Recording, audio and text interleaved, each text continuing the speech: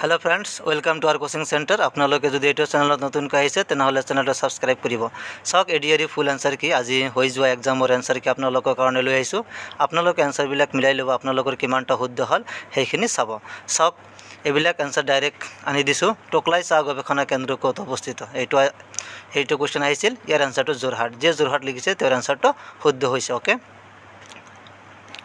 Next question नुमुलीगढ़ तेल शोधनागार कोनটো जिलात अवस्थित এইটো क्वेश्चन আহিছিল মই এইবিলাক অলৰেডি আলোচনা কৰিছিলো ইয়াৰ আনসাৰটো গোলাঘাট জিলাত অৱস্থিত নুমুলীগড় তেল শোধনাগাৰ नेक्स्ट क्वेश्चन তল কোনটো পৰ্বতমালা উত্তৰ পূবত অৱস্থিত একেবাৰে ইজি क्वेश्चन হয় ইয়াৰ আনসাৰটো আছিল বৰাইল পৰ্বতমালা উত্তৰ পূবত অৱস্থিত হয় পিছৰ क्वेश्चनটো চাওক কোন দুখন দেশৰ লগত অসম আন্তঃৰাজ্যিক সীমা স্পৰ্শ কৰে এইটো বহুত ইম্পৰ্টেন্ট হয় ইয়াৰ আনসাৰটো হ'ব ভূটান আৰু বাংলাদেশ অসমৰ আন্তঃৰাজ্যিক সীমা স্পৰ্শ হয় তাৰপিছত চাওক পৰৱৰ্তী প্ৰশ্ন আহোম সাম্ৰাজ্যৰ শেষ ৰাজধানী ক'ত আছিল একেবাৰে ইজি क्वेश्चन হয় ইয়াৰ আনসাৰটো হ'ল যোৰহাট আছিল আহোম সাম্ৰাজ্যৰ শেষ ৰাজধানী পৰৱৰ্তী প্ৰশ্ন চাওক ভাৰতৰ একেবাৰে পশ্চিমত অৱস্থিত ৰাজ্যখনৰ নাম কি এইটো क्वेश्चन আহিছিল ইয়াৰ আনসাৰটো হ'ল গুজৰাট হৈছে ভাৰতৰ একেবাৰে পশ্চিমত অৱস্থিত ৰাজ্য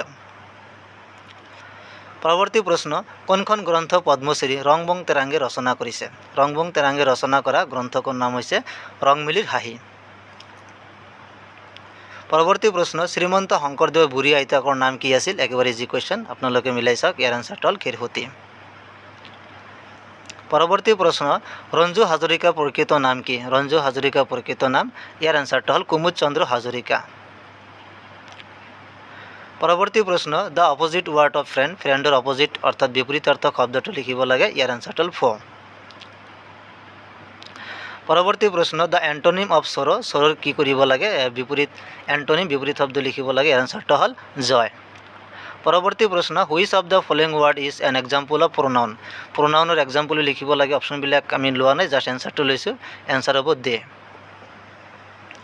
পৰৱৰ্তী প্ৰশ্ন which of the following word refers myself তলত দিয়া কোনবোৰ শব্দই মাইসেল্ফ অৰ্থাৎ নিজকে বুজায় ইয়াৰ আনসাৰটো হ'ব আই অপচনবিলাকৰ ভিতৰত আই হটো শুদ্ধ আনসাৰ পৰৱৰ্তী প্ৰশ্ন দ্য কালেক্টিভ নাউন অফ ডগছৰ কালেক্টিভ নাউনক কি বুলি কোৱা হয় ইয়াৰ আনসাৰটো হ'ল পেক পৰৱৰ্তী প্ৰশ্ন what is the collective noun of fish মাছৰ কালেক্টিভ নাউন কি হেটো লিখিব লাগে ইয়াৰ আনসাৰটো স্কুল আপোনালোকে আনসাৰবিলাক মিলাই কমেন্ট কৰিব কেইটা শুদ্ধ হৈছে পৰৱৰ্তী প্ৰশ্ন what is the similar word of elevated similar অৰ্থাৎ সিনোনিম বা একে অৰ্থ বুজা শব্দ ইয়াৰ আনসাৰটো হ'ব প্ৰমোটেড পৰৱৰ্তী প্ৰশ্ন which of the following punctuation marks is called hyphen তো কোনটো চিহ্ন হাইফেনক বুজোৱা হয় চাৰিটা অপচন দিয়া হৈছিল ইয়াতে যেটো চিহ্ন দিয়া হৈছে সেইটো হ'ল আমাৰ হাইফেন পৰৱৰ্তী প্ৰশ্ন which of the following punctuation marks is called apostrophe কোনটোক এপোষ্ট্ৰফি বুলি কোৱা হয় একেবাৰে ইজি क्वेश्चन আহিছিল দুয়োটাই ইয়াৰ আনসাৰটো এনেকুৱা সিম্বল থকাটো পৰৱৰ্তী প্ৰশ্ন হ'ব one word substitution for life history written by another person life history written by another person ইয়াক কি বুলি কোৱা হয়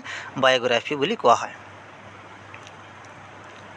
পৰৱৰ্তী প্ৰশ্ন 80 আৰু 100 ৰ মাজত থকা মৌলিক সংখ্যা কেইটা একেবাৰে ইজি क्वेश्चन আহিছিল 80 আৰু 100 ৰ মাজত থকা মৌলিক সংখ্যা তিনিটা আপোনালোকে আনসাৰবিলাক মিলাই ল'ব পৰৱৰ্তী প্ৰশ্ন 2 to the power x 32 hall x ৰ মান হ'ব ইয়াৰ আনসাৰটো আছিল 5 x ৰ মান কিমান হ'ব 5 হ'ব পৰৱৰ্তী প্ৰশ্ন আছিল 100 100% আৰু 200 200% ৰ যোগফলৰ ফলাফল কিমান হ'ব একেবাৰে ইজি क्वेश्चन হয় ইয়াৰ আনসাৰটো হ'ব 500 বা 500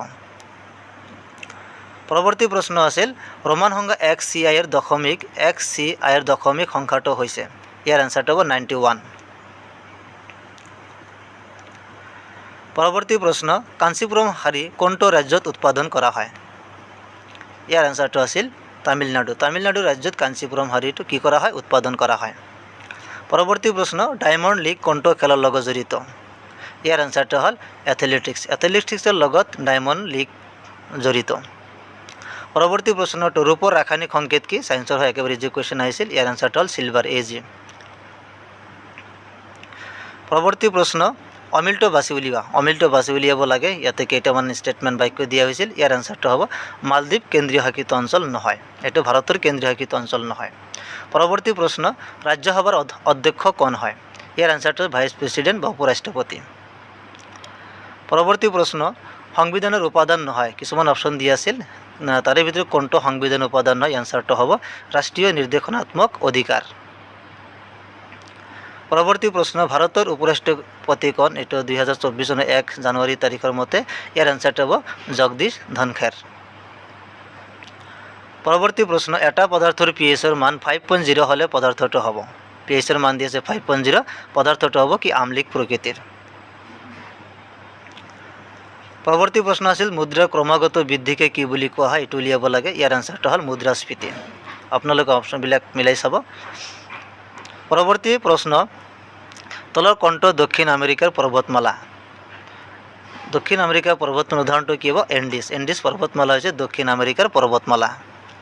পৰৱৰ্তী প্ৰশ্ন, find the correct word. Correct ৱাৰ্ডটো লিখিব লাগে। ইয়াৰ এনচাৰটো মাউণ্টেইন। পৰৱৰ্তী প্ৰশ্ন, বেৰিং প্ৰণালীয়ে কোন দুটা ভূখণ্ড পৃথক কৰিছে?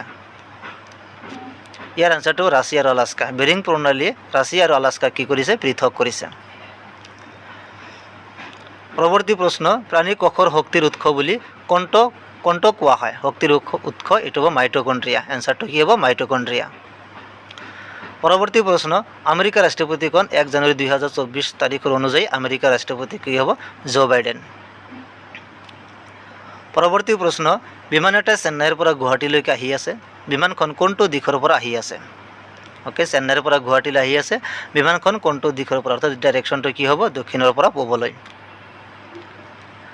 পৰৱৰ্তী প্ৰশ্ন, শান্তশিষ্ট হৃষ্টপুষ্ট মহাদুষ্ট এই শিশু পুথিখন কোনে লিখিছে? ইয়াৰ এনচাৰটো হ'ল ভৱেন্দ্ৰনাথ শইকীয়া। ভৱেন্দ্ৰনাথ শইকীয়াই শান্তশিষ্ট হৃষ্টপুষ্ট মহাদুষ্ট শিশু পুথিখন লিখিছিল। পৰৱৰ্তী প্ৰশ্ন, নেশ্যনেল ৱাৰ মেম'ৰিয়েল চিটুৱেটেড, অৰ্থাৎ নেশ্যনেল ৱাৰ মেম'ৰিয়েল স্মৃতিসৌধ, ৰাষ্ট্ৰীয় স্মৃতিসৌধ ক'ত অৱস্থিত? নিউ দিল্লীত অৱস্থিত। পৰৱৰ্তী প্ৰশ্ন, জালিয়ানৱালাবাগ কোনটো ৰাজ্যত অৱস্থিত? ভাৰতৰ কোনটো ৰাজ্য জালিয়ানৱালাবাগ অৱস্থিত? ইয়াৰ এনচাৰটো হ'ব পাঞ্জাৱ। পাঞ্জাৱত অৱস্থিত।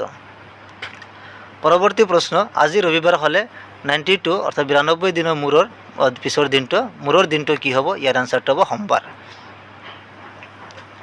পৰৱৰ্তী প্ৰশ্ন, কিউব ৰুট অফ 8 স্কোৱাৰ মান কিমান হ'ব? এইটো কিউব ৰুট হ'ব। কিউব ৰুট অফ 8 স্কোৱাৰৰ মান হ'ব 4।